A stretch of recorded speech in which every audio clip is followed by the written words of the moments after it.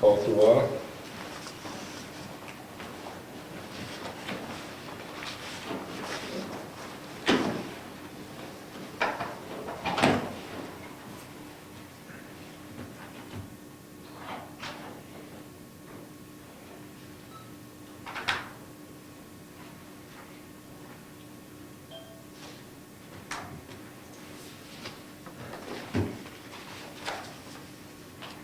The date is January 15th, 2015.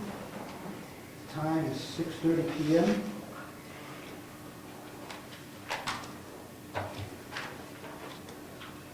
Rick Charette, Present.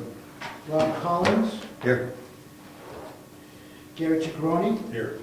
Jim Freeman, Here. Ed Comeau, Here. David Champe II, Rich Zacher, Here. Richard Peckham,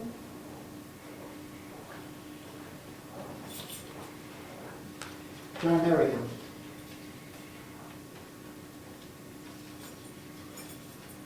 Mr. Chairman, we have one regular member absent. Okay. No alternates. Do we have enough?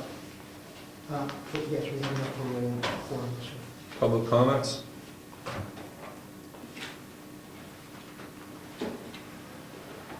Announcements, correspondence, and mail. We got some mail. Josh just handed me this.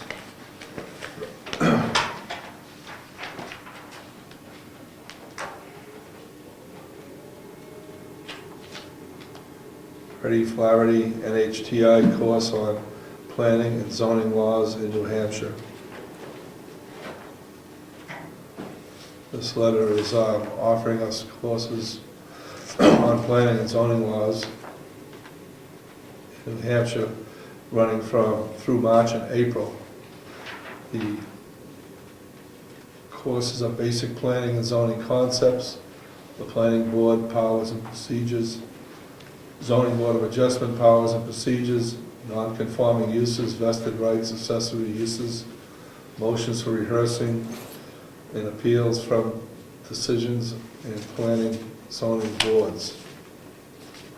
There's a registration form here. Anybody interested, this will be on file.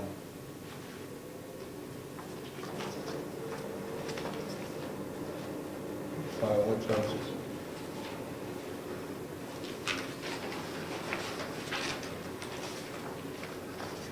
Announcement from me. I received a letter of resignation from Dick Peckham. It reads, "This serves to tender my resignation as alternate to the Brookfield Planning Board effective immediately and irrevocably. Because of my age, I feel I should focus my remaining energy in a different direction. Respectfully submitted, Richard Peckham."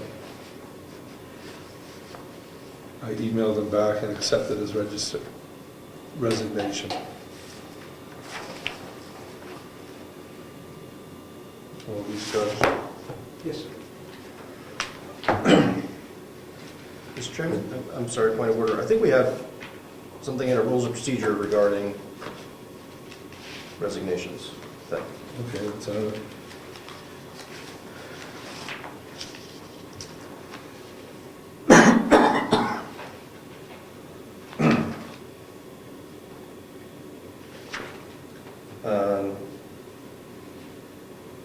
This is section 3.5. Section 3 is organization. Section, it says resignation. A member or alternate who chooses to resign from the board or office of chair or vice chair shall submit a written letter of resignation. The board shall accept the resignation via a motion and vote. Mr. Chairman, I move that we accept the resignation of Dick Peckham. Second. Discussion? All in favor? Aye. Opposed? Resignation accepted. Mr. Chairman, I move that we send Dick a letter of thanks for his service. That's what I was going to say. And, you know, I'm not sure what else we should say, but I mean, you know, he's been a huge help to the board over the years and has committed a lot of time. Yes, no one's committed more. He was chairman twice. He's committed a lot of energy to the well-being of this town. Can I get a second? I'll second Yeah. Discussion? All in favor? Aye. Opposed?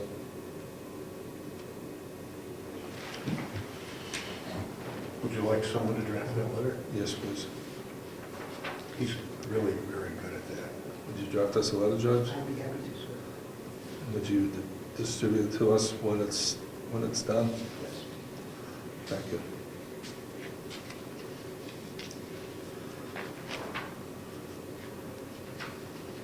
Review of and possible approval of the December 18th planning board minutes. We're also holding the January 8th minutes, but enough time hasn't lapsed for us to approve them. So we're going to save those to the next time we meet. So just review possible approval of December 18th minutes. We'll take some time to look them over one more time, please.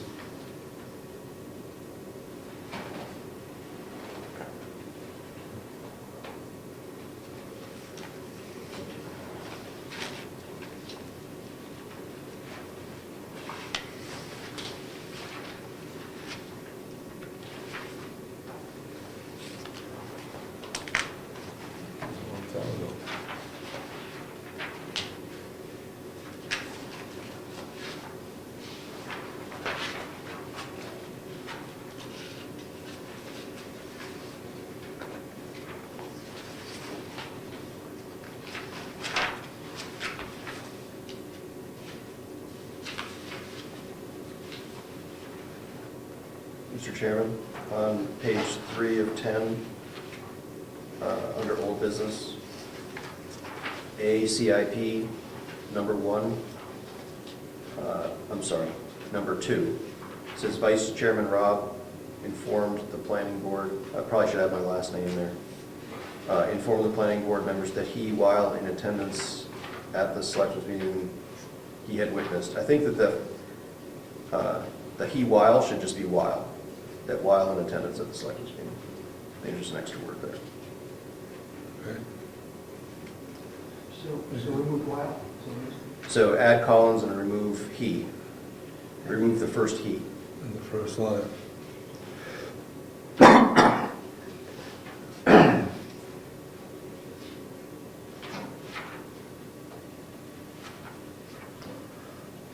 So was that the bridge near me? Yeah, that's the bridge on Moose Mountain Road.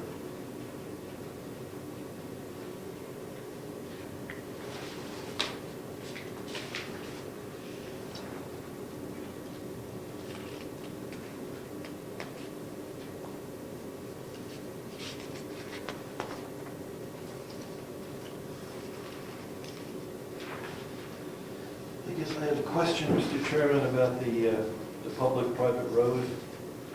Should we make a comment about that? That's the third Amendment 3. We keep confusing public and private. We introduced that as an error way back when. On page 8 of 10. Amendment 3. Mr. Chairman, I'll Yes. we can do that. It's the original document as it was presented to us. What I suggest is we have a motion to remove that off of future documents, which we really already have. But this was been accepted as a working document, and we may want to change that on the working document and review that, but we can't, I'm sorry, in my opinion, I don't think we'll be able to change this document because that's the way it was presented to us. Is this the document that went to the paper as well?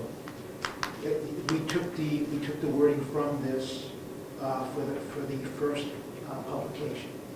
The second publication did not have the word public in it. And my point was, where are we going to introduce that we corrected that error? I would suggest that we make a motion separate and apart from the minutes. And what we do is we correct it in the working document, because that's what this was. This was originally proposed as a working document, which has been accepted since then. Okay.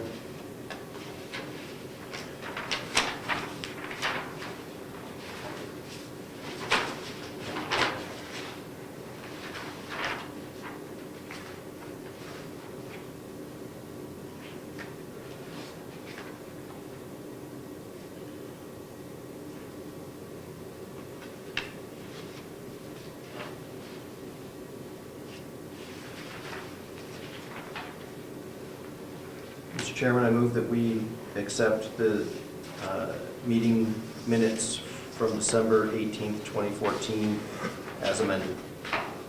Second. Comments? All in favor? Aye. Opposed? Abstained? Aye.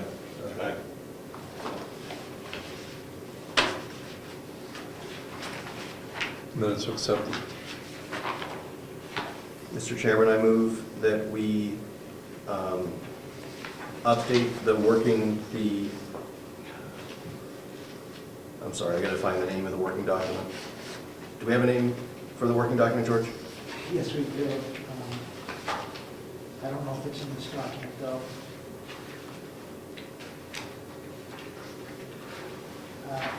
I mean, I'll know what you're talking about as far as my aspect of it. I would, Yeah, I'm just concerned about somebody reading the minutes a year from now. Yeah, Under- I can look it up if you want me to, just tell me about it. Why don't I just describe it? So this is, just so I'm clear to make my motion. Put it right up here. Oh, you're gonna bring it up? Okay. Yeah. Okay, well, add that. I withdraw my motion, whatever it was gonna be. We'll take it up later, I guess. Mr. Chairman, point of order. In the minutes we just reviewed, there was an item, actually it was in the paragraph that we had a couple corrections, that was referring to some items that should be added to next year's CIP. Does anyone have a good idea of how we can collect those things and not forget them, so that when we take up CIP 6 months from now, that we don't forget them? Yeah, we got to remember them all at once. Yeah. I mean, do we? This, we don't have anything to collect new items for CIP yet. I mean, we just started this. It took us 13 years to make it happen. So that's a good idea. We should have a CIP worksheet or something where we could collect these. George, do you have a CIP file, or maybe, or would it make sense for you to create one where we could ask you to put like a note in there Yes, sir. periodically and then reference that one? Yes, I do have a file, but I mean, I can have one that's specifically for this kind of documentation, however you want to do it. It's fine. As long as we can find it and somebody remembers that we have this file. And a way to document these additions or subtractions to CIP as they come up. So when we work to put the CIP together again, we'll have these thoughts available to us. So specifically, George, I think that those two items were, it's on the page, on the turn page, Fire. the bridge on Moose Mountain Road and the forest fire truck. Okay. What page is that, please? It's on 3 of 10, under old business, CIP number 2. Do we have any other bridges that are gonna fall down that we need to put money into? Not that we know of today. Don't worry about driving over that bridge roads. It's not falling down this year. Okay. Well, CIP is concerned about the next few years, right? So You we might want to go make over sure. the bridge and fall in a big pothole, but you don't come off the bridge. Yeah. Do they inspect these on a schedule? Yeah, they do. Every 2 years? The state guys were down last summer. We saw them out there. They parked their truck, went out, and they were climbing all up and under the bridge and taking notes. I think we get a report every 2 years.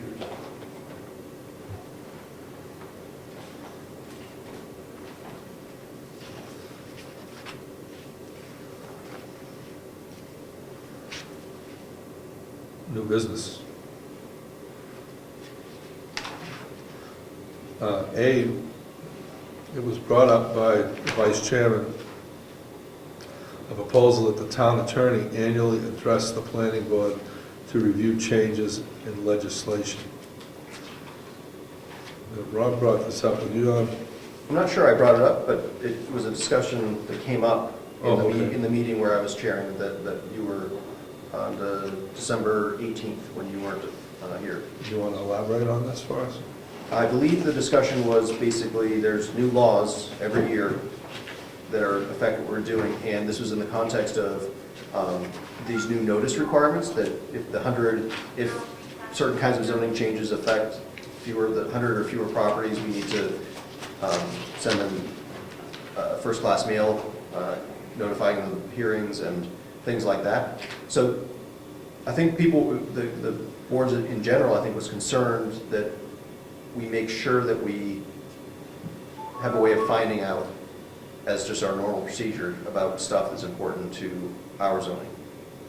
Is there a season or a time of year when these things come out? They can come. Just trying to narrow it I down. don't think so. Not necessarily, but Well, like, for instance, tomorrow I'm gonna pick up our new books. Right. So if there were changes in here, that way, when we get the zoning ordinances straightened out, that way, a very quick review by the attorney could just brush up on what he had so far, so we don't have to, 5 years from now, go through the entire document all over again. Just do a very quick cyclic. so we can only change the zoning ordinance to react to changes in the RSA's once a Right. year, unless we do something special. But, so I would think we want to sort of count backwards from March to when we would, far enough that we'd have time to find out about stuff, decide what we want to do about it, get language proposed, and go through the hearing process. So I don't know if that's September or something, I don't know. But your question was, can the laws can change on any given day. Right. Certainly while they're in session in Concord, they can pass stuff, and then that can become effective at at any date in the future. It says at the end of the bill what date it would take effect. Right, but that could be any day in the future, right? It could be immediately, it could be July 1st of the next year, whatever. So I'm thinking if we were going to do something like this, what would be good timing to get the most benefit out of the attorney addressing us on changes in legislation?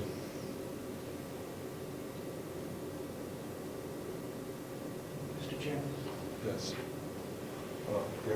Well, are you suggesting that the attorney come here and make a presentation in front of us, that kind of thing? Is that what you're saying? I think the discussion was more about making sure we touch base with the attorney. Don't we do that anyway? Not in the summer, right? We always have contact with the attorney whenever zoning ordinance change being proposed, to get her to bless it and to make, that we're not making things Right. worse, and get the right wording for the warrant article and things like that. This would be a discussion of, like, in, say, summer or late summer, having her, making sure we call her or send her an email or something saying, hey, is there anything that we should be looking at or taking into account for next year's warrant articles Okay, based I was on curious state when- law? And I the see- outcome might be that she's, something big has happened, and it makes sense for her to come and talk to us about it. Or it might be nothing that affects you guys has happened, and it ends with an email. Or maybe little things? Right, or something in between, right? I think that was the idea of. Okay, that makes sense. Is that the gist of what we talked about, I think? Is that something we could have one of our reps show up and inform us on? Well, why not ask the attorney? Okay. Why not ask the attorney, this is what she does exclusively anyway, this particular type of law. And among other things perhaps, but I know she does this stuff a lot. Make her aware of our concerns and ask for a heads up when stuff comes down automatically. Any new laws that affect, she's reviewed our ordinance, she's got to be familiar with them inside and out at this point. If she sees something that comes down, then ask her if she would give us the heads up at any particular time of the year. I mean, the law is law, and they're gonna become aware of new laws because they deal with it every day. So just an open order to, Bill us for stuff? to inform us if something may be of interest, which certainly something would be in that case, right? Don't we get those publications from the state? I think they summarize them in the Town and Country magazine that we get every 2 months. I think in the back of it, they highlight all significant changes that selectmen and planning board should be aware of. Now, we could say we have other sources. Maybe we don't want to pay an attorney. Maybe it's the chairman's job to read the town and city and pay attention to whether there's changes that are important to us or something, I don't know, or the Yep. vice chairman or whoever, right? I mean, we could, I think if we like this idea, it's probably change the rules of procedure. Somebody has a responsibility to either read the magazine every 2 months or contact the attorney on some date or whatever we decide, right? Well, our reps, again, back to our reps, they could help us with that. I mean, they're making the laws, right? Trying. Trying. Is there a process, so you definitely see everything that passes and becomes law? It's gone, You have to look it up. You can't know everything that's passed. but if you were voting on if you were there and voting, you would have had to vote yea or nay on things, and Well, you'd have to keep track of it whether or not it passed the other house and got signed and. Correct. It can be a little complicated because you have a consent calendar, and many times they'll put many bills on one consent calendar, and then you vote on the entire stack. So it is over 1,200 bills already. So it's not easy to fish through it. I don't think we can count our reps to inform us. But So we invite our reps here to a meeting and express our concern and see if they have any suggestions on how to handle it? Or what procedures we should follow? the sections that are affected are in the book. But it may be too delayed. That's why we were thinking if the, If you're getting the books now, it's too late for do something in March. We're a town of 600 people, I don't think something's going to call us between us in particular. I don't know, these new notice requirements come up and, definitely if we had something on the, if we had a warrant article that was going to change the uses in the rec zone, it would definitely be hit by the 100 or fewer, because there's only I think 1 or 2 lots in the rec zone, right? And so if somebody who was in the rec zone didn't like what was being proposed, they would get thrown out just because we didn't give proper notice. But how did we find out about the 100 or fewer notice? It was an email that George forwarded that was from the town and city people, right? And I happened to read it. Strange as that may seem. I guess before we move forward with a motion, why don't we try reading the documentation that comes to us every 2 months and see if that's going to be acceptable? See if we can stay on top of it? Good idea. And then if it's not going to work, if we don't read it, if we don't follow through, then maybe put a motion up, we have to get the lawyer involved. We're paying the dues for the magazine, so they're trying to distill it down for us. These are the important topics we're. Is the board going to assign that job to a particular person? I'll do it. Yeah, Unless someone else wants to hit it. No. I think that's under the vice chairman's job description. It could be. Yes, sir. now, if the magazine doesn't work, it should be very easy for the attorney to just shoot an email to us and just tell us just a list of what's updated I personally don't like the idea of using a magazine to do that. That way, you know, if we have any questions, we can refer back. But she could probably give us a very easy printout of what, because she has to be updated, so it's easier just. Automatically. Just a thought. Well, whether it's automatic or just we send her email once a year saying, hey, what's changed that we need to know about? And, you know, because if we don't receive anything, we don't know if it's because she forgot that we wanted this, or because nothing happened, right? So, I'd be more inclined to do something like that, to send a letter to her, ask her what's changed once a year that could affect us, as opposed to just opening it up for her to peruse through everything and charge us for it. We don't have that kind of money. no, we don't. I think she receives something as an update to her books. She must, and she most likely just can just press that button and just send it away. Wouldn't hurt to ask if that's possible. Then of course she could underline anything that we might be interested in for this day. How about quarterly?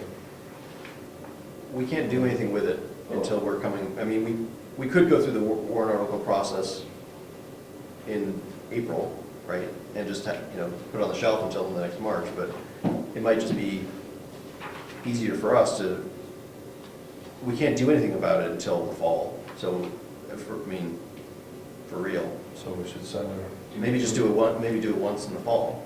Do we know if, It's as far August as or her September. contract, is she's obligated to inform us of changes that would affect us?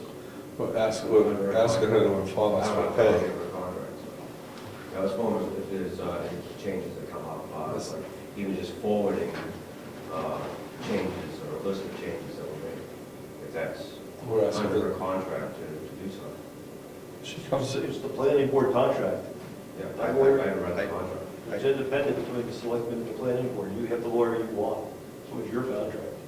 Do we even have a contract? I doubt it. I would doubt it. Right, and it's just work for hire, right? So, That's let's right. work for hire, we have a some amount of money set aside that we could, so I don't feel very comfortable with her just forwarding stuff to us that might affect us. I'd rather her spend a little bit of money and have her apply her judgment to which of the, because as Ed was saying, there might be 100 different bills that pass that are related to land use.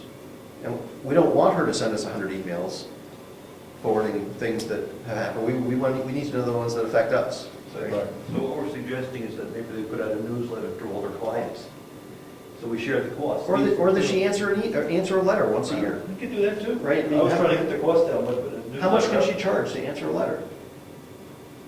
$50? I don't believe so. $2.20 an hour. 1955. $2.20 an hour, whatever. Right, but if the answer is nothing, or these two things, or something like that, I mean, Well, I to do a job right, she may have to spend 8 hours to find out it's nothing. she knows, it's her business. Gary is right. It's like she's, one of the well-known attorneys in land use in the state, and she's on top of this stuff. I think that, I would be really surprised if she billed us for 8 hours to tell us that there were no laws that affected, that we need to address. There's one way to find out, right? Can I make a suggestion? Next. Can we send a letter to her and ask her if this is something that we can set up? Sure, she'll bill us for that, That's- to tell us Yeah. that, but It's just a suggestion. That's consultation, isn't it? That's free. I've never heard of anything being free with a lawyer. First hour a year, maybe. A letter's more expensive than a phone call. When I was chairman, I found that out. If you send her a letter, it gets processed, and it takes more time for her to deal with the letter than if you pick up the phone and call and ask for Laura. and she will talk to you for 5 minutes, and she'll bill you for 5, and she may not even bill you at all if it's a simple question. The point of it is that, why don't you call her and tell her what her concerns are and ask her to think about a good way to handle it. Maybe she'll come up with a better suggestion than we'll come up with. Thanks for coming tonight. That's a good idea. Okay. I think that's a good idea. I'll call him. I agree, that's a good idea. So maybe you just put this on, We're starting this. We'll move it to old business, right? yep, for next month's agenda. And I will call him.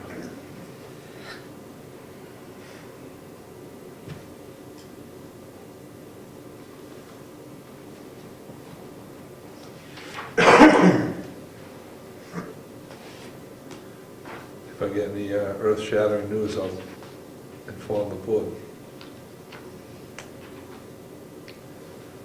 Okay?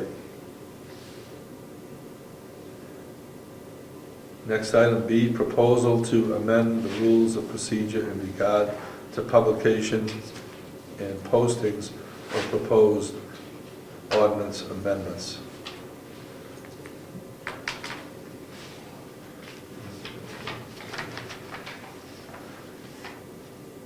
So, George, is this related to how we put that thing out in the paper? Right. After the meeting, Mr.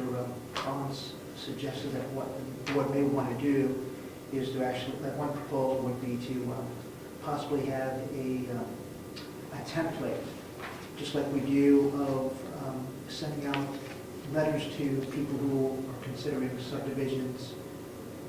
We may want to do the same thing also with proposed amendments for the zoning ordinance in order to make sure or reduce the possibility of error as took place in the last publication. Yeah, our rules of procedure has a whole set of appendices, and there's a bunch of sample letters, templates for letters for denial of an application, approval of an application, public notice for various things. My suggestion was we should probably make sure that we've got templates for all of the things that we do, right? George, hopefully, shouldn't be in a situation where he's trying to find an old document to copy or trying to draft a new document that meets the requirements of the RSAs. It's much easier if he can just take, the template and put in the meat, the meat of the thing that's related to what the issue is, and the stuff at the beginning, the stuff at the end is all just boilerplate. So I think that, I don't know if that makes it clear what the suggestion was. So is that to go through some of these samples and design one for Brookfield? Oh, no, there are, we've got samples for a whole bunch of things. If you look in the rules of procedure, I don't know if you've got a copy with you, but Appendix 1 for option.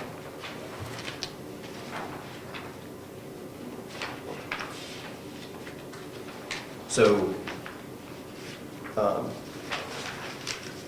Appendix J is a notice of public hearing in Foster's, right? It's a form that is the form he has to fill out. K is Granite State News.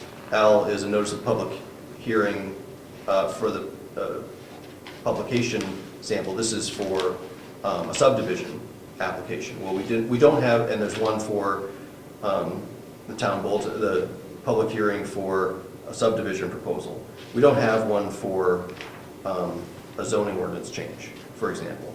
And the requirements of the RSA, the RSAs require certain things to be in that. Specifically, what we missed on the first publication of the public notice for the public hearings was a notation that says where the details on the proposal can be found. Right? Somebody's going to be able to come here and see the documents, right? So, just like on this one, Mr. Chairman, I'm pointing to Appendix M. Yep. It said, here we've got a paragraph that's at the end that says the application is available for inspection at the Brookfield Town offices, blah, blah, blah, right? So, this has, I don't know if the RSAs require that, but that would be, it's like we want it, most of this is boilerplate. It's just this to subdivide map 78 lot 23 into 2 lot, right? That's Yeah. the piece that would be changed. Yes. So the administrative system doesn't have to recreate this every time because we've got this template. The idea would be make sure that for as many of the things that he does, we've got a template so that, you know, I mean, George does a good job, but we're not going to have him forever, right? And, Right.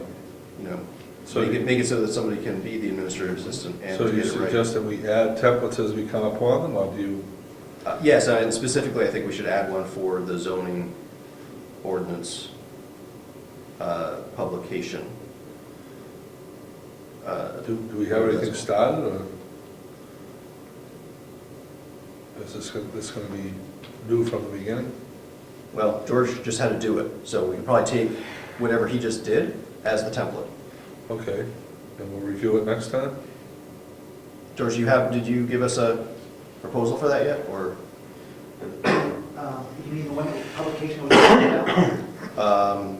A proposed new appendix? No, I haven't. The zoning ordinance change? But what I can do, if the chairman sort of decides, if you want me to, I can write up a proposed appendix for this. I think so. And we'll have it on old business next time?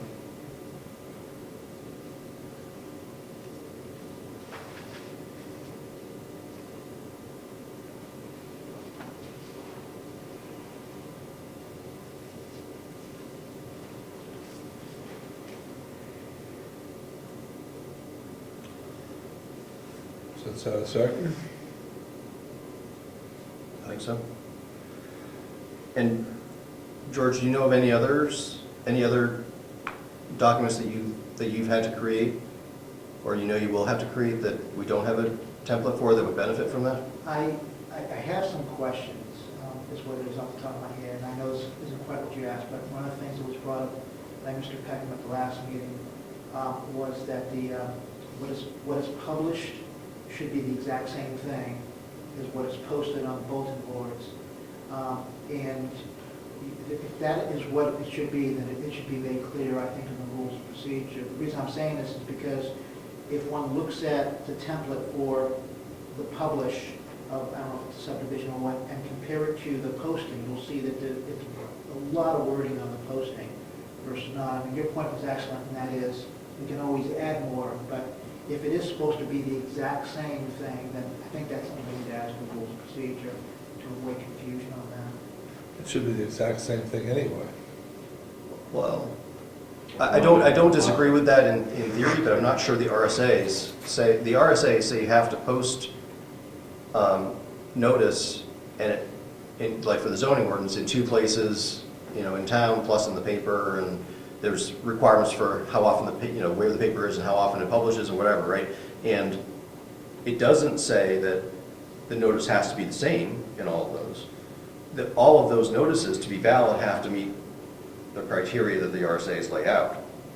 But I went back and looked, and I don't see anything that says that they have to be the same. Well, for everyone to get the same message, they should be the same.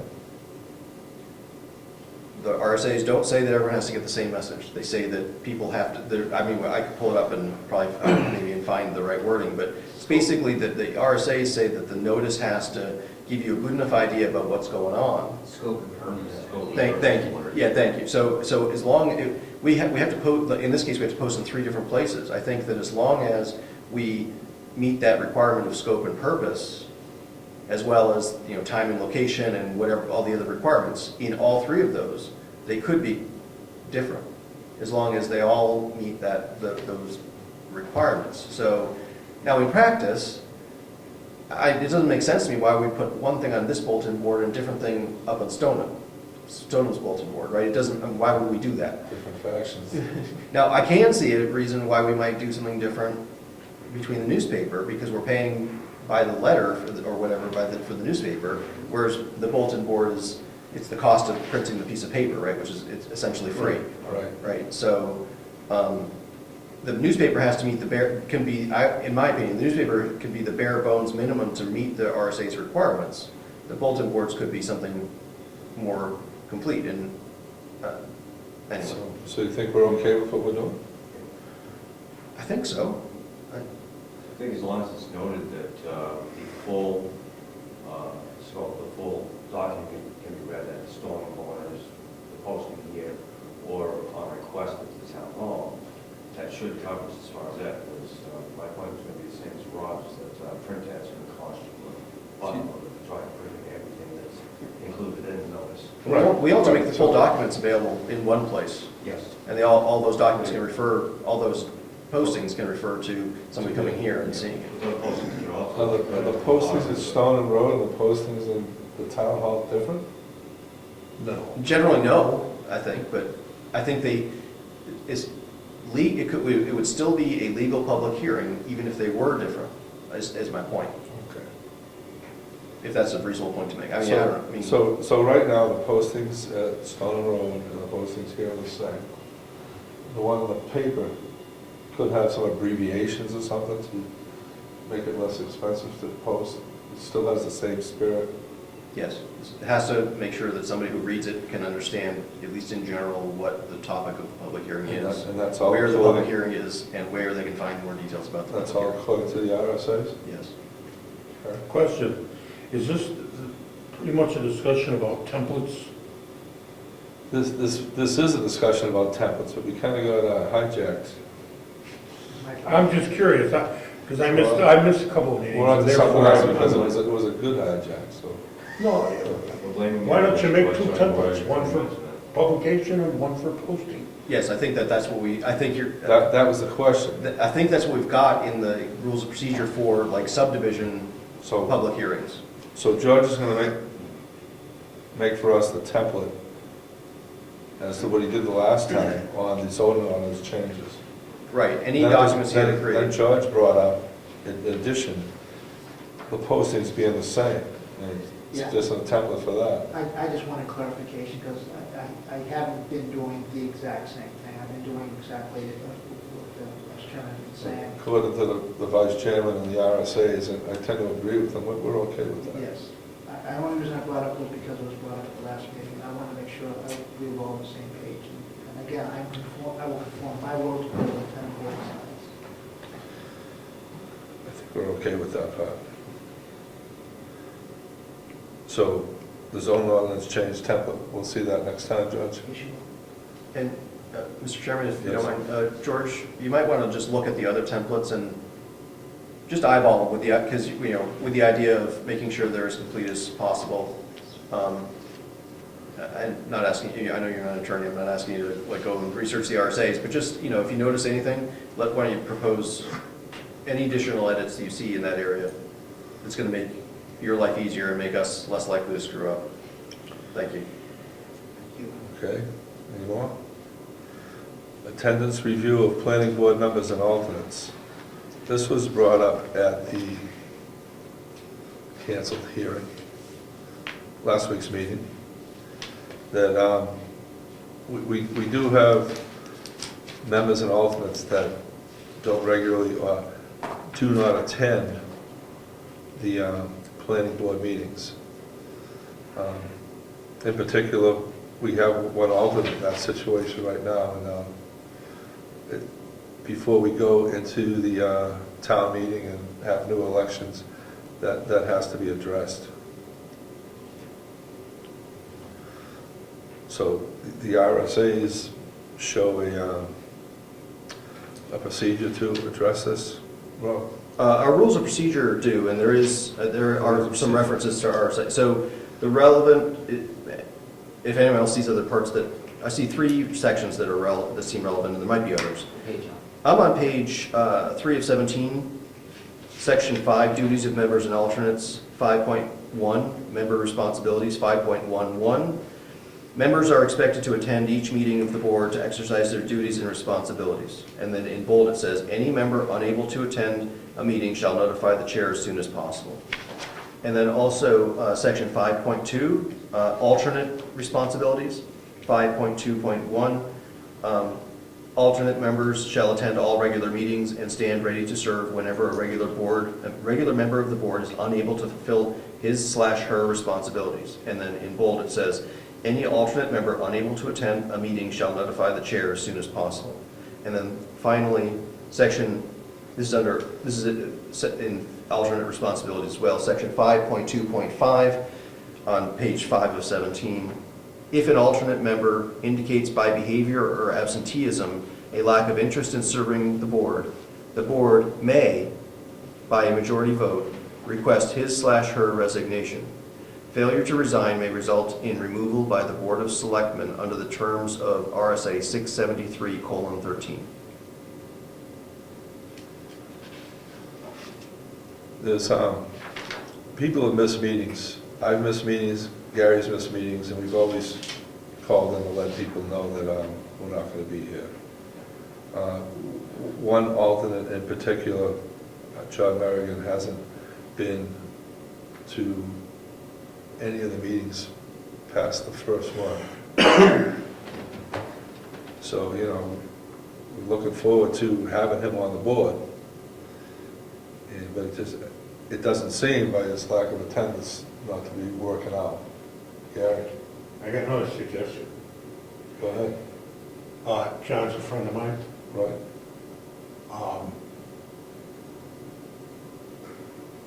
Would it be all right if I would speak to him about this and see what his intentions are and ask him to come to the next meeting if he so desires? Or maybe he just would like to resign. I don't know, honestly. I don't see him often, when I say he's a friend of mine. I call his driveway. Do you think you can see him by the next meeting? Yeah, I can go up the street and see him, he's right on the road. Rob? Mr. Chairman, this is my personal view. I don't think we should invoke section 5.2.5 and try to vote John off the island. I see no reason for that. We are up against a limit for the number of alternates we've got. We've got 0 alternates aside from him right now. Right. I think it sends completely the wrong message, that it's like we're trying to get people away from the board. I think that we truly feel just the opposite. We want people to come and help with the board. That's exactly right. I think that Gary's idea is a very good one, that we should be encouraging him to come and participate, and we need more people to be involved. It makes the board better and helps the town the more people we have involved. So I think we should be encouraging him, not kicking him out. Well, I'm not moving towards kicking anybody out either. I mean, but coming up on election time, and it's we should just know these things. Maybe maybe Thursday didn't work out for him either. So I think it'd be a good idea to start knowing where we are by having Gary ask John, if you don't mind, Gary. No, I'll be happy to speak to him, sure. Yeah, He's a nice guy. I think reticence may be a little bit more of the issue than, if you know what I mean. I don't like to use the word shy, because he's not shy, but reticence to involve himself in the politics of Brookfield, because he's very new. I'll ask, let me talk to him. Yeah, I mean, And, to even have alternates attending the meeting and listening to what's going on, and in the rare event that somebody has to step up and do that, it's good to have informed people that have been following everything that's been happening in the room. And he doesn't have to give input and stuff like that, he just has to know what's going on. there is a small thing. He refuses to come into the computer age. I mean, I know. I have relatives that refuse to enter, which means that he doesn't get emails. He could have been standing out front there Monday for the past Which means that several months. I would take that upon myself to become a carrier pigeon. If that's the case, John, I'm sorry if you didn't get the message that we changed the meeting from Monday to Thursdays. Doesn't matter, you won't see it. Oh, that's right. Mr. Chairman, when was the last time we were not able to function for lack of quorum? I've never I seen it. don't think that's happened. I've never seen it. We've come close. We came close last winter Yeah, that was- because we had almost half the board recused on an issue for various reasons. So it wasn't due to lack of interest or lack of attendance that we just had a whole bunch of people that were, for one reason or another, involved in a particular issue. I think that if we had, the board filled and we had 2 or 3 alternates, we should never be in a situation where we can't have at least a quorum. How many alternates do we have to have, or can we have? 5, I believe. Am I right? Yeah. 6 board, 5 alternates. And a representative from the select. There's a lady sitting here that might be interested.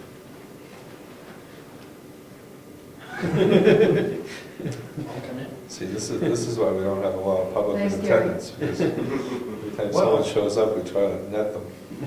Can we post something on the main page of the website saying that we're looking for alternates?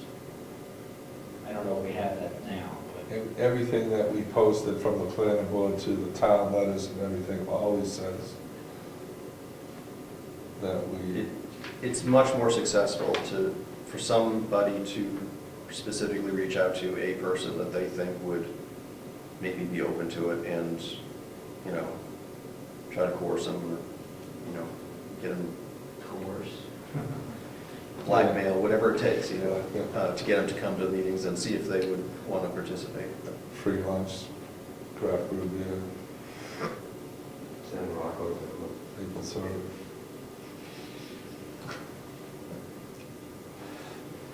All right, Gary's gonna talk to John. Well, Mr. Chairman, one final thought on that. It probably wouldn't be a bad idea for us to try to reach out to members and alternates sooner and try to understand whether it's a scheduling issue or something like that, and try to accommodate the meeting schedule if that's an issue. Thursday nights are an issue, we can maybe find a different night that will work for everybody or work better for everybody. So just, I don't know that there's a concrete action there, but we should probably just try to. Well, people's times and availability changes. I think at the beginning of every yearly session, we should find out what's going to be the best day for everybody. Pretty much, everybody shows up for the most part, except of course, when life comes in and something unexpected happens at the last minute, which happened to me last month, going to the hospital. But, for the most part, we're all pretty committed and pretty dedicated to doing the duties. Thank you, Jim. I see. I agree. Yeah. And I would hope that, I'll say it out loud, I would expect that all of us would, if, like, suddenly I had something come up on Thursday nights are going to be bad for me, I would say something. Right. But I would encourage everybody to say something if that happens, right? Just make sure that, it's not, if we can avoid it being a huge inconvenience, or, they just can't come, we should try to accommodate that, so. I agree. Okay, am I closing these items too fast, or are you too slow jumping in with the last comment? I'm done.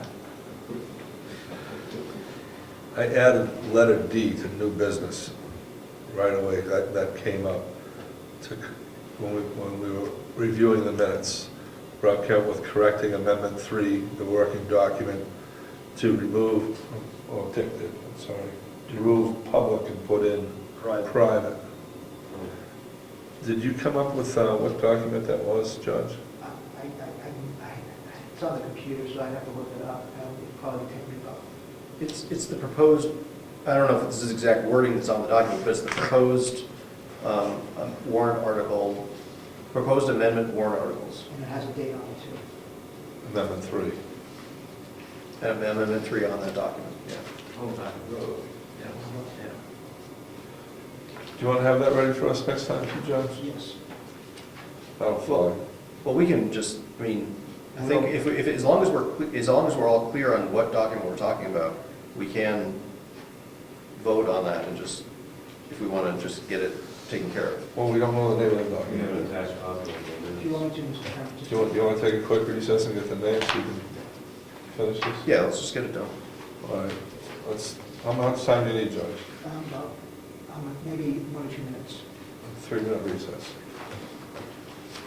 Please.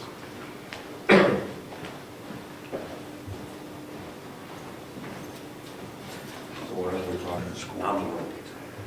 I'm sorry? I'm the one. Back in session. Judge produced the document, it's zoning amendment, warrant article, working document. Would you like to make a motion, Rob? Oh, sure. I move that we update the zoning amendment warrant article working document dated December 18th, 2014, I'm sorry, what is it? In number 3. In amendment number 3, where it changed the word public, where it says approved public road, to be an approved private road. Discussion? Where's that? We need a second first. Second. Jim second. Discussion? Number 3. Yeah, right there. Yeah. I think this was just a typo by the, or a, geez, I don't want to say that. This was a minor error made by the attorney that we, We also discussed eliminating that pilot to make it an approved road. Leave it open, nobody discussed that a little bit. Her recommendation was a private road, and like Rob was saying, it was translated in typing to private. From private to public, it's supposed to be. Public roads are already approved, right? that's correct. Right. All in favor? Aye. Opposed? Passes. That was a question. Yes.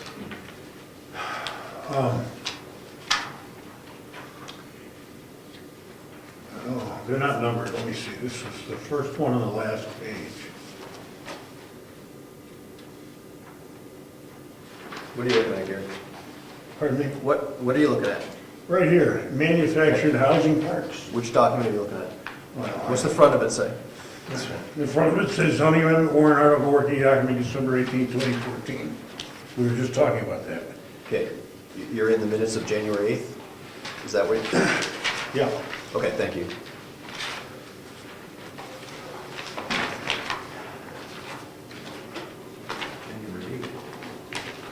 We had a second set of minutes that we did not go over. That's right. And I think Gary's, we're looking at page 6 of 6, is that what? 6 of 6, top of the top shelf, top of the page, first paragraph. And what's your question? Why was the word manufactured selected? Any development that has a prefabricated house brought in a trailer that's normally a wood frame is a manufactured house. I don't think that's the intent of this paragraph. I think the intent of this paragraph is more or less trailer park. And a manufactured house could be a modular. But I think that's why the word park is there, manufactured housing park. I don't know that that qualifies the word manufactured, or separates the two, or discerns between how it's manufactured or not, just because the word park is there. And what the lawyer did, she thought it was okay that way. Okay? We talked about, the intent was, that I think we recognized that a lot of houses can come in manufactured. Big colonials can come in manufactured. I think the intent was, Oh, okay, I just think it's ambiguous, but I'm So Gary? not an attorney. Just so you, I know you missed a couple meetings. This is the wording that will go in the warrant article. This is not the wording that would be the exact changes that we made to the zoning ordinance. We've got a marked up zoning ordinance that this is describing what those set of changes are. So this is related to the manufactured housing section that's in our current zoning. So you have to go there to make sure that the word, and I encourage you to make Do our sure. definitions define manufactured housing? I have to look. it should be right up here on the table, the marked up copy. It should be pretty easy to spot. All right, is this the time and the place for this discussion on this point? It may not be. If we've got an error in it, we should know about it before we do the public hearing on it. Okay. Because otherwise, if we don't think that what's written there is right, then we should pull that warrant article. If you were here 4 weeks ago, we'd be square. Which one is Gary, but, I did was, each one discussed the proposed warrant article with the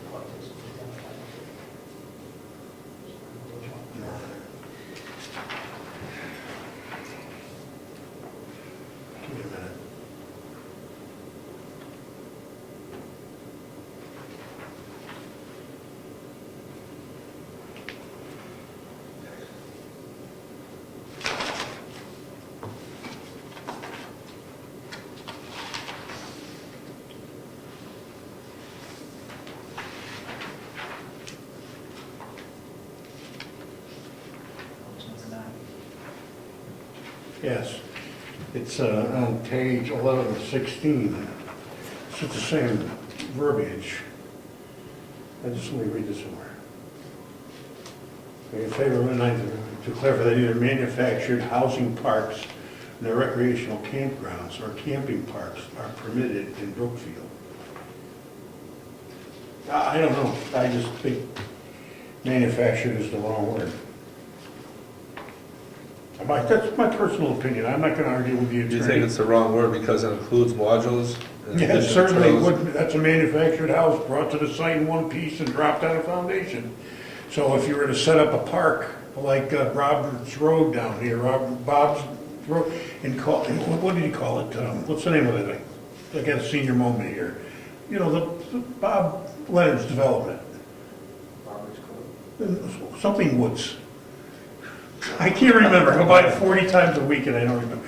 But he could have called it Baxter Park. And there's modular homes in there. No, it's a manufactured housing park. Literally. And it's not arguable. So are we banning them or are we not banning them? Well, isn't a park a common piece of land with designated lots? I don't know that's my point. I don't know what the definition of park is. I don't, not necessarily. People buy land and put trailers on them, and they call them trailer parks. Right. So that may not be the legal definition of a park, a communal land parcel with individual people's trailers paying rent. I don't know. My question is, are we banning people from putting a development in with modular homes? I don't know. Well, I don't Kind of, think- maybe it's a silly point. I don't know. Mr. Chairman? Yes. RSA 205-A:1, Roman numeral 1. This section is a set of definitions. Roman numeral 1 is manufactured housing. Manufactured housing includes, but is not limited to, manufactured housing as defined by RSA 674:31, and also includes any prefabricated dwelling unit which A, is designed for long-term and continuous residential occupancy, B, is designed to be moved on wheels as a whole or in sections, and C, on arrival on the site is complete and ready for occupancy except for incidental unpacking, assembly, connection with utilities, and placing on support or permanent structure. Nothing herein shall be construed to include campers or recreational vehicles within the definition of manufactured housing. Roman numeral 2, manufactured housing park means any parcel of land under single or common ownership or control which contains or is designed, laid out, or adapted to accommodate 2 or more manufactured houses. Nothing herein shall be construed to apply to premises used solely for storage or display of manufactured housing. Does that help, Gary? Is park defined then as a communal? Manufactured housing park, is that the word that was used in this? Yes. Yeah, Okay. is park defined then Yes. as a communal It's thing? one parcel of land under single or common ownership or control, which contains or is designed, laid out, or adapted to accommodate 2 or more manufactured houses. So I see, so you can't do that here. Okay, I understand. So our intent is not to tell someone that they can have a subdivision with 20 lots in it and every one of them has a trailer on it. We can do that. That's legal. We're not banning that. That would not be a No, that's a manufactured housing subdivision. park. That's a subdivision. Yeah. But we could have a subdivision with, in essence, Each house would have to be 864 Yeah, square trailers. feet, and, well, I mean, it has to be big, whatever has 864 square feet of. yeah, you could, Living there's plenty of space. them out there that Right. size, yeah. So, The park would have to be under one umbrella. Okay, I just had to ask, because I was looking at that. it's good that we make sure that we're doing the right, that we understand what our zoning says, and that it says what we want it to say. I'm happy you asked that because that does jump out as no modular homes. But if it's not interpreted as that legally, then it doesn't matter to us. Right, there's a definition of it. Okay. But we could then have trailer parks, as long as they were on their own individual piece of land. Well, that's not a trailer park then. No, it's not a trailer park, but It for all could- intents and it could look purposes, like one. it could look like one. Okay. Except the difference would be that with a trailer Trailers park, would you pay don't own, taxes and the whole nine. trailer park, you don't own the land, right? And it will be 2-acre lots. Yeah. There will be 2-acre lots with. Unless they're a workforce, then they could be half-acre lots. Maybe even smaller than that now. There's Okay. another one here on that. So they, technically you could have 10 acres with Senior. 20 houses on it, 20 trailers. Okay, that's just, No, that brings up a point. There's no trailers allowed in town, right? No, That's true. mobile homes are allowed. Yeah. As long as they're a certain size. Part-time residents. No, it has to be a certain size. As long as it's certain size square footage. yeah, That's Okay. right. half acre, or whatever workforce is. They have to, we don't ban them, but you have to meet the requirements of lot size and square footage. Okay. So it's got an Just thought I'd mention 850 square 800, foot. something, it's in the book, 860, and it's gotta be a minimum size lot. Yeah, half acre, How many tires? in workforce. How many tires is that gonna have? I mean, you over. 2 acres and then every place else. 10 on the side? Thanks for the clarification, Rob, I just was curious, that's all. Okay, moving on. Thanks. Old business. Proposal to amend the rules of procedure in regard to legislative changes in notification requirements. This is a carryover from the last meeting, correct, George? Well, the idea was the document itself was not, I mean, the document was available, it was available for a public hearing, but it was strictly a public hearing that was going to take place. So I sent this document out over the internet. Today counts as the quote 10th day.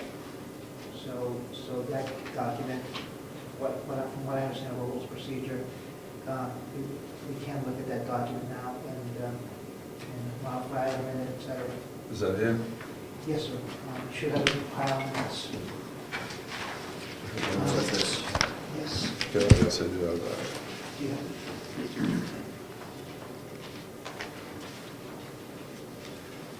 And the amendments are italicized? Yes, that's correct. Take a minute to refresh ourselves on this.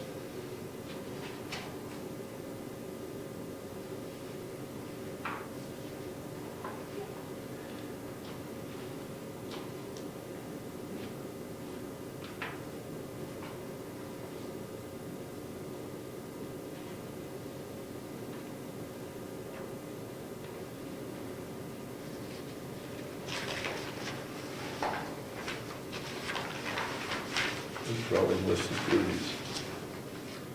Busy guy.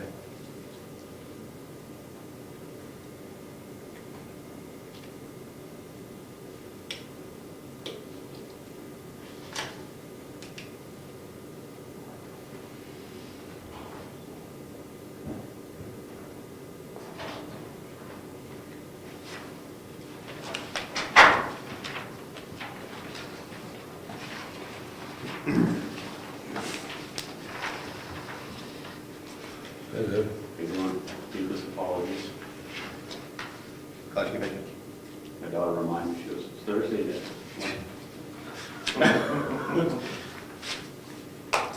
You mark David President, 740.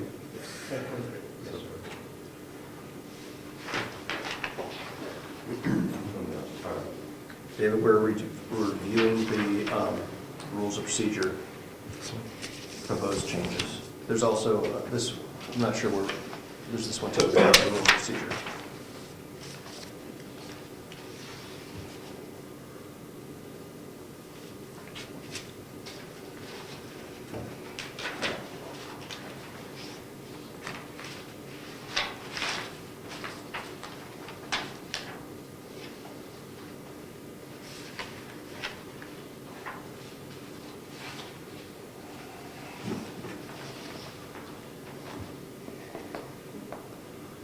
It's duties of administrative assistant. Is this satisfactory with everybody?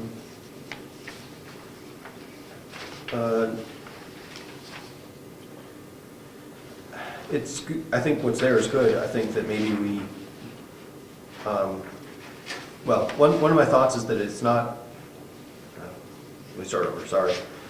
Related to 6.2.3, the notice upon request. Yes. Under the general duties, there's a new bullet basically saying that When, it says, when requested, the administrative assistant shall provide notification of all public hearing zoning changes to property owners, see 6.2.3 for details. I think the general duty related to that would be to maintain the list. Right, there's going to be tasks related to maintaining the list of who needs to get notice. And then, under 6.2.3, you'll actually give the notice. And maintain the list means, I guess, not only have a list, but take the forms that from the proposed Appendix T that somebody would submit to get on the list, and then periodically purge people from the list. If they no longer are property owners, they're no longer eligible to be on the list. And so have some wording about that. And I'm not sure whether that's an annual, meeting with the assessor clerk to make sure that everyone that's on the list is still a property owner, or whether there's some other way that the administrative assistant could find that out, but. Every event that requires notification, we're gonna have to build a list each time, because that will always change. The RSAs say that allow a property owner, this is a change this year that we found out about by reading the email, that anybody that owns property in town can request to be notified of any zoning amendment related public hearing that the planning board is pushing. As the town is right now, there's only one zoning area where this could happen, correct? I'm sorry, so let me back up a minute. There were two changes to the RSAs related to notice. One is this allowance that somebody can ask the planning board for notification of any zoning ordinance public hearing forever, as long as they ask for it once, as long as they continue to be a property owner in town, we are obligated under the RSA to send them either an email or a letter whenever we're going to have one of these public hearings. The other one was... So let's start with that one. Sure. So if anyone requests to be on that list, to be notified for everything, you maintain that list, correct? I think that what Mr. Collins pointed out is that there should be a maintained list. I think that. Right. Is that what you're saying? Yeah, I'm suggesting that Okay. the second to the last bullet in 6.1 should, maybe it should be talking about maintaining the list, and there might be a couple sentences there, or maybe a couple sub-bullets for what those activities are. I think it would be fine if there were sentences, but if you wanted to, they could be bullets as well. And So it should be in 6.2.3. The administrative assistant should maintain all notification lists. Can I ask how the notification is supposed to be executed? the RSAs say that the property owner can ask either be emailed or first-class mail. Didn't the RSA say first-class mail? For the notice for the 100 or fewer properties. The other one, the notice is by first-class mail to the address that we send the taxes to. This is a blanket thing for all time if somebody puts this form in. So if everyone in town filled out one of these forms, we would be obligated to, every time we had a change, send out 380 or whatever it is Yes. envelopes with a stamp on it. Yep. Wow. You understand that? Yeah, I just wanted to get clear on that. And so I think that's why I suggested we also take into account getting people off the list. Is this state law? Yes. Okay. Here we are. Fun. And this was the context that we said we should make sure that we find out about new laws. So it says email or first-class mail? Yeah, That's the person's choice? yes. And if his email changes, is it up to us to track down the new email? No, Or address changes? nope. He has to give us a new form So, He has to tell us if he wants to so go if somewhere someone, if else. someone requests it, we keep them on the list in the form they, Right, they request. so George has this appendix T. And as soon as that we they get a fill letter out. back, or an email bounces, we take them off. You're gonna be a busy guy. Maybe, I don't know. Oh, we put them on the inactive list. If- Emails at least are pretty inexpensive to send, Right. Who so. wrote this law anyways? Wasn't me. There was a time when we were individually responsible to stay abreast of things and handle our own lives accordingly, instead of making the town government responsible for notifying every time somebody flushed the toilet. Jim? The one thing I would suggest is on the appendix T, that besides just the signature, we have printed name, so that George can more easily file, or if it's just an email they want, they don't put their name in the spot bar. Say the person moves out of town, George will continue sending emails out without taking them off the list. Well, he'll have this form, and if they've sold their property, he But can, without a printed name, you know, I know it's probably going to be my signature. So the RSA didn't bother to list the recourse? If addresses change, if people move away? no. If they're a property owner, and they've told us where they want us to send something, we have to send it there. Whether it bounces or not, I think.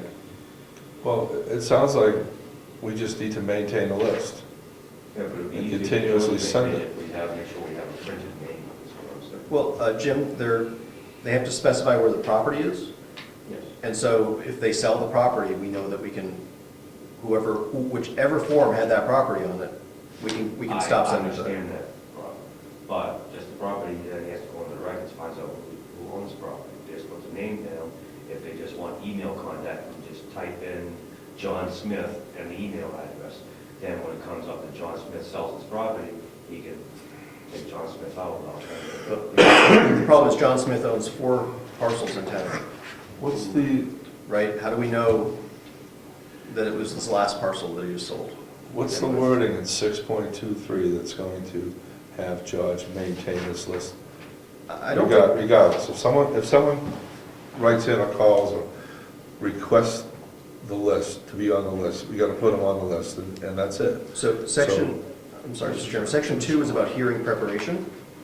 Right. So section 6.2.3 is about preparing for a hearing where he might have to send out. So 6.2.3 is that about actually sending a notification to the list. So where do you suggest maintain the list should be, Under 6.1? Yeah, 6.1 under general, where he's got the italics. Yep, so right here. Yeah, well, instead of the italic, I mean, 6 point, what that proposed language basically just says that the administrative assistant should do notification under 6.2.3, but he's gonna do that anyway because it's under 6.2.3. Right. I think that maybe the language that's there should be, aside from a reference to 6.2.3, so we know that that's the list. Yep, Maybe it could, I don't have proposed language off the top of my head, but something to the effect of, the administrative assistant shall maintain a list of members, of property owners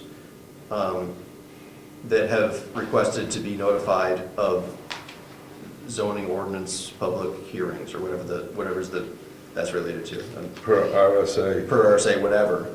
And then maybe a little bit more detail, like, so if somebody, to get on the list, you fill out this, the property owner has to fill out this form, and on an annual basis, the administrative assistant will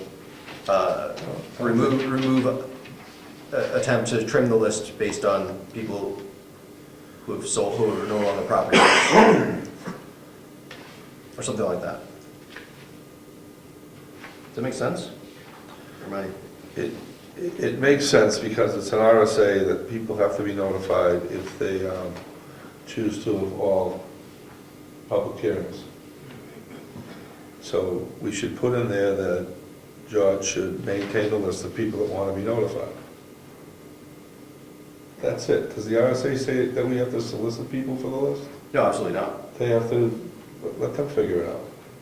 We can't do everything for everybody. But our rules, I agree with you, and our rules of procedure should just make sure that we and subsequent board members understand what we intended for the process to be. And so a new administrative assistant knows not only that they're supposed to maintain the list, but if we had some ideas about how they ought to do it, like use Appendix T to get on the list. And We have to maintain a list. The RSA doesn't give us anything about how to maintain it. It just says we have to maintain it. correct. So let's do that. Right, rules. This is our rules of procedure, which is a document that helps us do the right thing and stick with the RSAs, right? So, if the rules of procedure don't, Periodically purge the list right, when people are no longer associated with the town. right, That's it. yep. That's all I'm suggesting. You got it, Josh? Yes, may I suggest that I amend this document as it was discussed? Yes. And provide a copy via email. In 6.1. Okay. Jared? Are you rewriting this right now? I'm just, Based on notes? Do you yes. have words for this? Could you, no, I don't have any words. I would like him to read it back to us when he finishes it. Okay. Okay. Just concoct it. Yeah, That's all all. right. Of course, it's in a motion, but from what I understand, in 6.1, under general, at first it was discussed having a separate bullet point, but it may be incorporated with the bullet point. When requested, the administrative assistant shall provide notification of all public hearing zoning changes to property owners, and then insert somewhere in the language of, and maintain a list of those property owners. Let's have another bullet, please. Okay, other bullets. Right after that. Okay. Just specifically what we want to do Okay. with this list. All right. Let's maintain it. So on that bullet, I'll put down the administrative assistant shall maintain the list of such property owners, something to that effect. Such property owners that request to be notified of all Right, zoning ordinance, yes. all public hearings. Is that what it is? Property owners requesting And zoning notification. ordinance changes. Yeah, Public hearings related to zoning ordinance changes. yes. The property Public owners hearings requesting related to zoning notification ordinance will be the changes. best way to do it. And the second sentence will be the administrative assistant will periodically purge the list of names no longer associated with the town. Okay, now should I put that there, or should I put under section 6.2.3? I think it should be under general, because 6.2 is about doing the hearing, right? The purging list would be sort of an offline activity, not related to a particular hearing. So add You're another, gonna maintain the list, and in your words, take people off the list when they leave town or request to be taken off the list.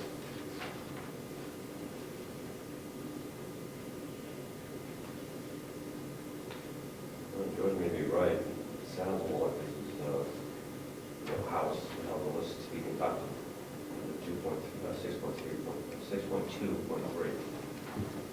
Sounds like, more of these duties are conducted of it. They want to go over that.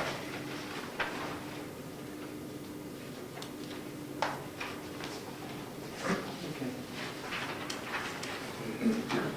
I have the gist of that, and I will send that out in a relatively short time.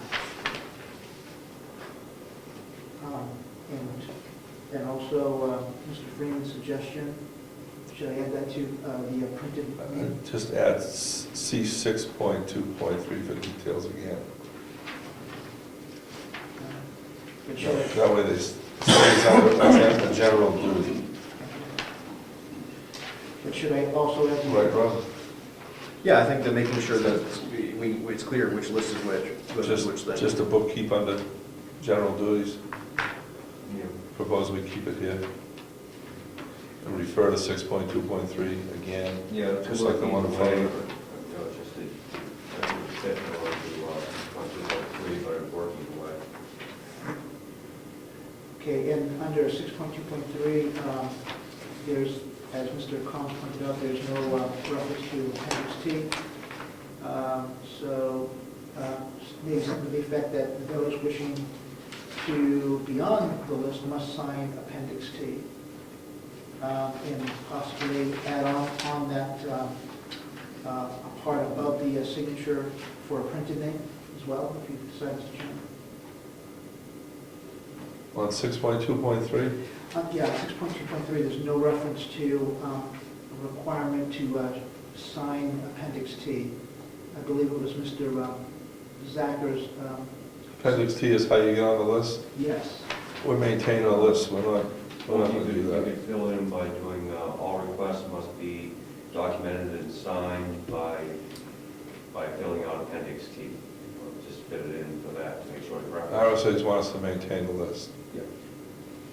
That's Right, what but But this is our, this is how we want, so here's why I think we would want to refer somebody to have the way you get on the list be Appendix T. What happens if somebody, if I come up to you and say, hey, I want to be on the list, and then I walk away? Am I on the list or no? No. Right, so how, I mean, Well, but, somebody- but the RSA's say that somebody, we have to maintain the list, right? You're the chairman. I mean, it should be enough that I ask you to be on the list, right? So it's just having the rules and procedures. Does the RSA says that they can be on, if they're on the list, or they can be on the list. Does the RSA tell you how to get on the list? No, that's up to us to decide. But the The public. the RSA say, the RSA say that we can have rules of procedure. Right. And that's our way of being able to say, tell the public, right? In a lot of this is about how we operate, but this, we can also tell the public whether they're coming for a subdivision application or wanting it on this list, we can tell them, here's the hoops you have to jump through. I'm just trying to save 350 stamps. But No, the state obviously doesn't want us to, but he's absolutely right. If somebody comes up and says to you as chairman, I want to be notified, you say, okay. and I you don't do say it, okay. But, I'm just saying, this is just a for instance, maybe you're not chairman. Okay, Maybe I have to John, say you're not something, chairman. right? Maybe Rob or you or David. If we have a procedure of notification. So we say, to the board see, For request. then on the town hall, fill out Appendix T. There you go, see George, or fill out the proper. Okay, Request we'll put that somewhere. Mr. Chairman, Yes. the electronic method, the person, if somebody wants an electronic method of receiving this information, couldn't we have this form on the website where they can fill it out and then we get an automatic? That should be easy to do. Does the RSA specifically mention that we have to either mail or respond by email? Their choice. Our choice? No, not Yes. our choice, Their choice. Their choice, the recipient's choice. the recipient's choice. People could easily go on a website and fill out a form. I don't know if... We can't tell people to go to a website to fill out a form because everybody doesn't have access to the web. So we can have it in both places. I also don't think that our website allows communication whereby they can document something on our website and not be able to do. I don't think our website's set up for that at this point. Well, they could, You can have a form on there. Yeah, that's what I mean. Yeah, I think we have a. Well, it certainly will be on there, embedded in the rules of procedure, which will be on there, but we could, So- it would be nicer if we had a separate PDF, which is that one page. directing interested people to Appendix T should be where, 6.2.3? Under 6.1. 6.1. Directing people to, Yeah, when you ask you want to be on the list, and I say you go fill out Appendix T? so George, I think under general, we should just, George, one of George's duties is going to be processing Appendix Ts that are submitted. Right, That's how you get on the list. right, so that's the duties, but how do we inform the public that there is an Appendix T? We hide it as much as we can, Only- because we don't want to send out 100, Right. 500 stamps, right? Use 500 stamps. That was my first swag at that, but I was told that we can't do that. So, and truthfully, the public has to be aware that there's an Appendix T that has to be filled out.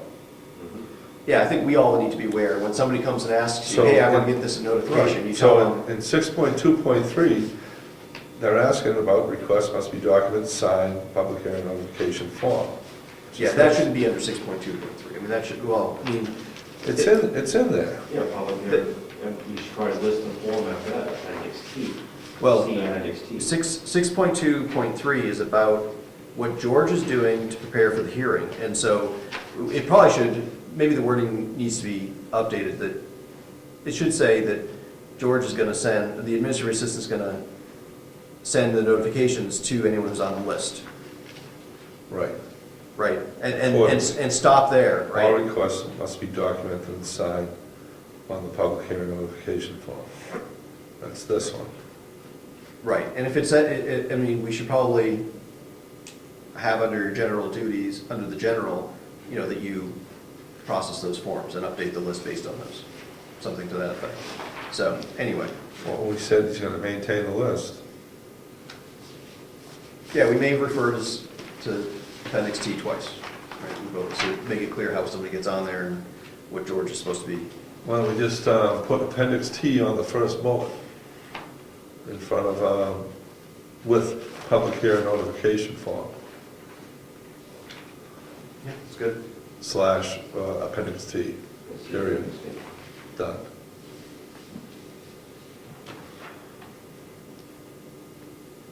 All for it. All right, George, Okay, yes, sir. 6.2.3, first bullet, after form, appendix T. Okay, parenthetical. Yeah. Another comment? Yes. I think it would be helpful for record keeping if you put on appendix T the person's map and lot number. Did we make this appendix T? Yes, that's ours. My property is located at, I think I would agree that map and lot number, Is the way we keep book. yeah, and, you know, if somebody asks, you tell them when all the map and lot numbers that are listed there have been sold, then, you know, we're gonna take you off the list. all right, on appendix T, after bold physical address, continue on, comma, map and lot.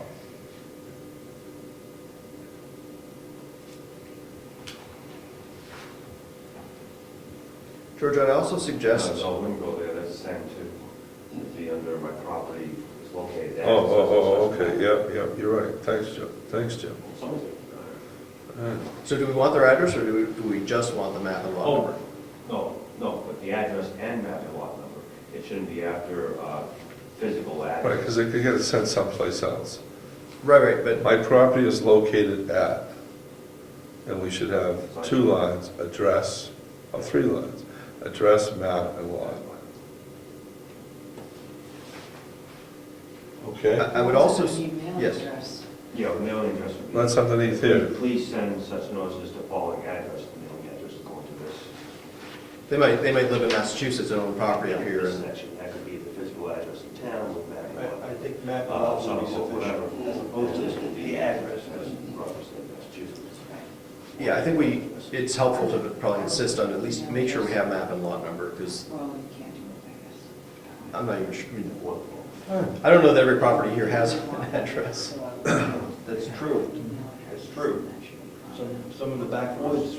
They don't have an address. Box or something, just make it so that- That's a good suggestion. All right, If we wanted to try to cut back on stamps, put email address first, and then put more physical address. Make that the first option.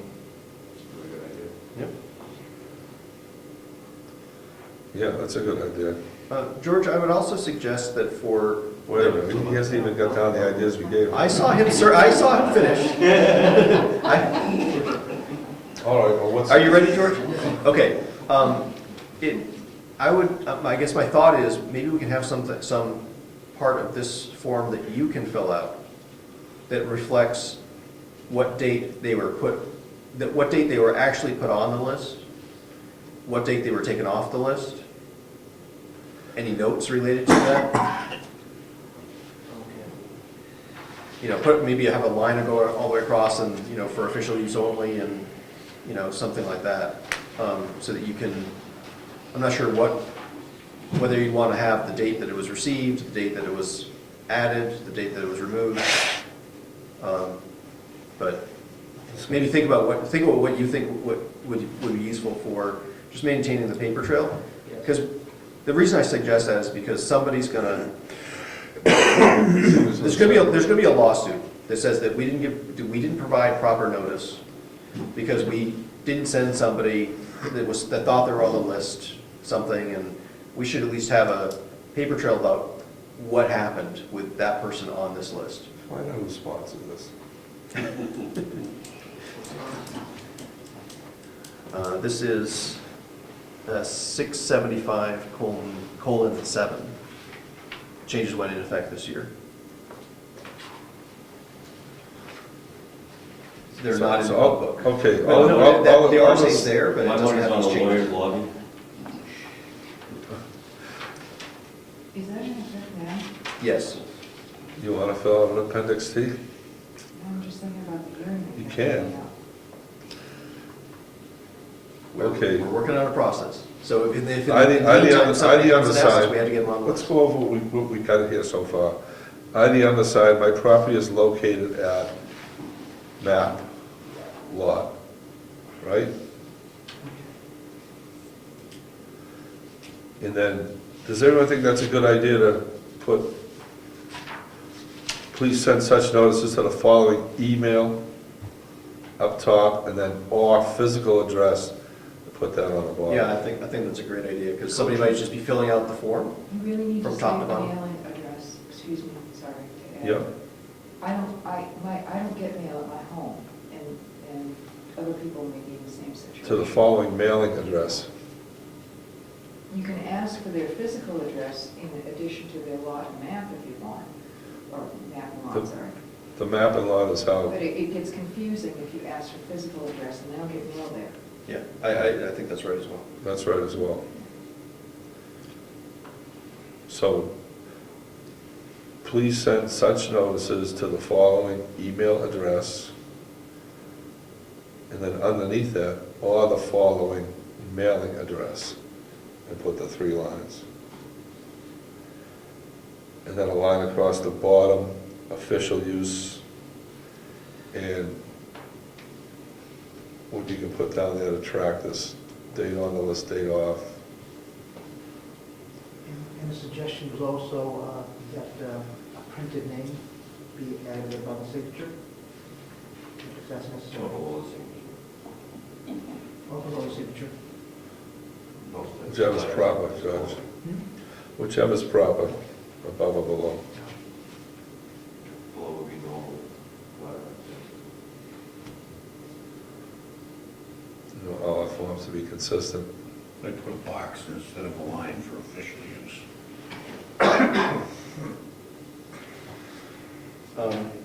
George, I'm just reviewing the RSA. When we mail the notice, it has to be by first-class mail. So that wouldn't go in Appendix T, but that would go in the verbiage for 6.2.3, I think. Yeah, you've got it there. Notice shall be sent either electronically or by first-class mail. Okay, good. Also, Do you want to vote on this as amended? I'd rather see it. You don't see it? Okay. one other thing is, Gary actually just mentioned in passing a pretty interesting thing about for official use only, to make sure that George checks off received, date, and filed or applied to list on the date, so that we make sure that we're following due process as is put on there, and no steps are missed. Judge is putting that on. All I do is. Yep, thank you. Thanks. It's Everybody happy with these changes? Good changes. Is George confused? See what happens when the public comes to the meeting? Mr. Chairman, related to... Good input, thank you. Yeah, I appreciate that. So related to this, there was also another document that was at the end here. This looks like this. It's not enough time to talk about it yet. I think it is, isn't it, George? Is that the same? Yes. It's only 7 days. Oh, well, I just wanted to point out, we can't vote it in, Okay. but I think it's worth making sure that everyone's aware of it. All right, yes, And I okay. think that it would probably be helpful if George took this and made it part of the same document set that we just reviewed, All right. that same working document. And as part of, so section 13 of the rules of procedure is about public notice. And so we were just talking about the duties of the administrative assistant. And I think we should also, under section 13, where we've got two or three things related to public, giving notice for, I don't know what this first one is. Give 2 public places, and then the application, then the second one talks about applications, public notice related to applications. Third one's public hearings related to applications. I'm proposing 2 additional sections there. One dealing with the property owners that request notice of all public hearings of proposed amendments to the zoning ordinance, which is what we were just talking about. Let's go up to 13.3 now. Well, we've got a 13.3 already. Okay, So this would be 13.4 yep, and 13.5.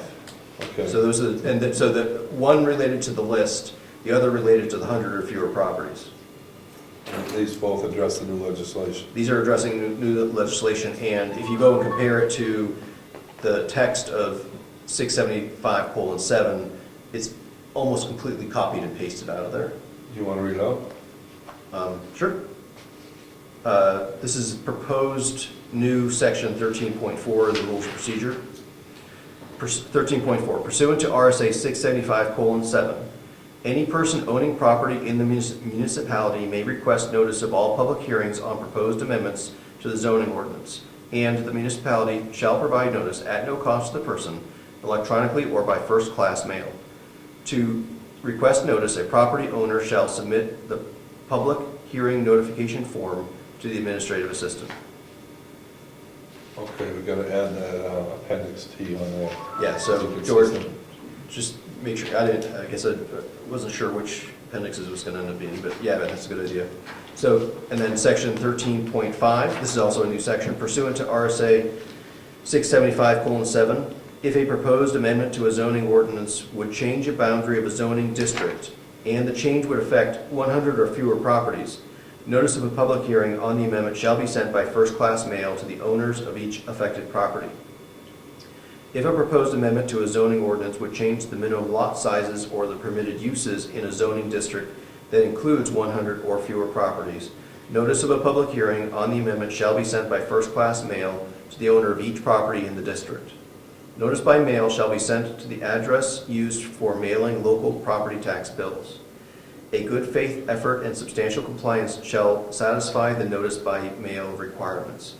Petitioned amendments as authorized under RSA 675:4 shall not be subject to notification by mail requirements.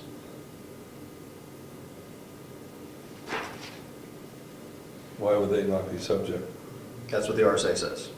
So basically, we're not required to give that notice for the 100 or fewer if it was a petition warrant article, like the campground over by the lake. We don't have to send it twice. We are not obligated to send, that would have affected the uses on one property.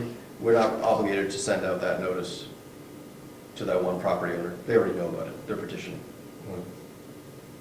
Okay, all right. You know, I don't know that everybody in this town knows who the administrative assistant is, or how to find the administrative assistant unless they come here on the third Thursday of every month. And furthermore, they cannot fill out this form if they're dealing with the administrative assistant exclusively until the third Thursday of every month. So in other words, if someone wants to fill out this form, they have approximately a 3-hour window, or maybe we could have George's day in the office for everybody, like Ed's day in the office. I think that's impractical. I think somehow if this is gonna work, the town clerk has to get involved in this in some way, because to say the public hearing notification form to the administrative assistant is like, who is that? And where do we find him? And Virginia isn't gonna know who he is and where, she knows who he is, but where he is. We're gonna leave that at his, we're gonna give George his personal contact information out at his home? I don't think so. Anyway, that's my thoughts on the subject. Maybe the form could actually say that they have to mail a request into him. That In way. other words, charge them at least as much as they're gonna charge us. No, it's not even close. For one stamp, they're gonna, Just so they can contact him. Do we have to give them a self-addressed stamped envelope? that's a good idea. The form should be made available on the table. Well, who does he give it to? It should say on the form, please mail to administrative I assistant. don't think it's official enough. I He think doesn't even live in town. Mail it to here, Town Hall. Mail it to town hall, okay. Administrative assistant. I think that this problem may arise, but I think we could also, like, wait and see if it arises. If people start complaining that they couldn't figure out how to request this, then we figure out how to make it easier for them. Somebody's gonna make a decision on if they want this done. Nobody knows who the administrative assistant is on the other end of I mean, town. you Unless gotta, they- If they're reading this text that I Well, just they- read, they've already got the appendix in their hand, because it's in the same document. Yeah, yeah. And I don't know how the hell they get that document and get 20 pages into it to read that. I don't know, I mean, Well, people in town, get off the website. people in town are smart enough to find a form and fill it out. And It's they not a They big still deal. gotta get to this guy right but if here. they walk in this building and, because the door is open, it's open 5 days a week, whoever's here All right, knows. so if someone walks in and George ain't here, and they say they want That's appendix, not an official appendix process. T, Virginia's probably gonna kick them out. It's not an official, you can walk in the door, well, I'll leave it over on the table there. And maybe George will find it, and maybe he won't. I think the form at least has to have who to mail it to Yep. at the town hall. Yep. Would you put that on there somewhere in a note, Judge? Mail completed form to administrative assistant, planning board administrative assistant, town hall, whatever that is.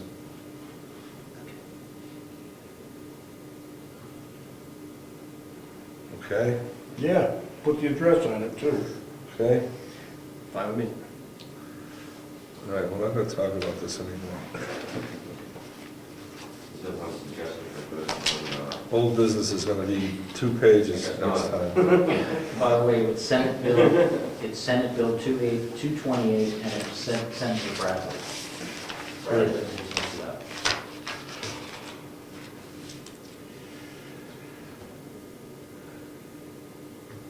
$228, you said? SB 228.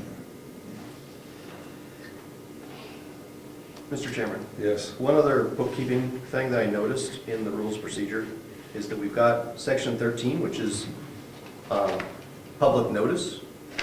And then in section 14, it's about hearings. And 14.1, hearings related to the adoption of regulations or zoning ordinance amendments. 90% of that section, of that first paragraph, is about public notice. And my suggestion would be that we look at taking from the words public notice all the way to the end of that paragraph. The first paragraph in 14.1. It says, hearings related to the adoption of regulations or zoning ordinance amendments. The procedures for adoption and notice are given in RSA 675:6 and 675:7, period. I would end that paragraph there. And then the rest of this, which is public notice for a hearing shall be given 10 or more days before the hearing, exclusive of the day of the posting and the day of the meeting, by posting a notice in 2 public places in the town, namely the exterior bulletin boards at the town office and Stone Corner, and the town website, and by publishing in a newspaper of general circulation in the town. The full text of the subject of the hearing shall not be placed, need not be placed in the notice, but the notice shall give a clear description of the matter and state where the document may be reviewed. The notice shall also state the date, time, and place of the hearing. I suggest that we take that and make it its own section under 13. So this would be 13 point, I think I just suggested new 13.4, 13.5. Maybe this would be 13.6 or something like that. So all notification business will be under 13. That, yeah, that was my thought. Because at first I read 13, I'm like, oh geez, we don't even have anything in our procedures about this public hearing, and then I found it. Like, Would you move that up to 13, Judge, for review next time? I will. Thank you. I'm done. Okay, old business is gonna be a mile long next month. Moving on, member comments.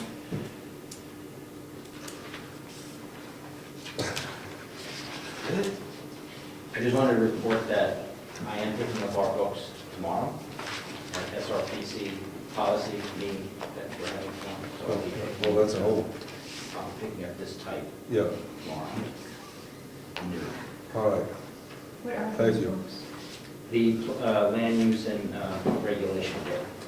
It's the subset of the RSAs that relate to this board. There's one issue to the selectmen, the planning board members, and is there one in-house to be you? I think so, we get a copy for you. I think the full RSAs have traditionally been. Well, our states has it also. Are you guys still getting the full RSAs? We are not. So we originally arranged to have a copy of that left here. Well, back a couple of years ago. So. We're gonna have one for you? I believe we ordered 10. It was the same we ordered last year. Okay, okay. Thank you. Dick? At the last selectmen's meeting, we increased the planning board budget, specifically in the notice subline, because you had $300 in there.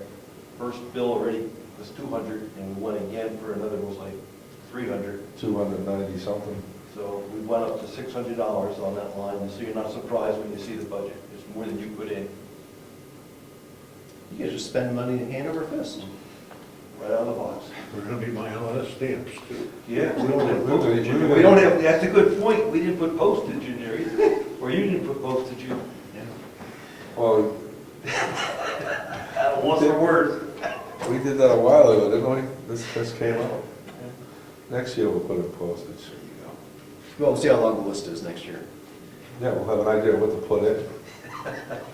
I mean, give it GPS coordinates to the phone and then soliciting people to put in, you know. Yes. I just want to make sure everybody knew that tomorrow at 9 a.m., the Stratford Regional Planning Commission is having a policy meeting. It's in Rochester. If you'd like to attend, you're certainly welcome. Thank you. Rob, I have nothing. Carrie, David, Again, I'd like to express my apology to the board for being so. thank you. Apology accepted. In order to remind you. Number 22nd. Anything else, planning board? Meeting adjourned.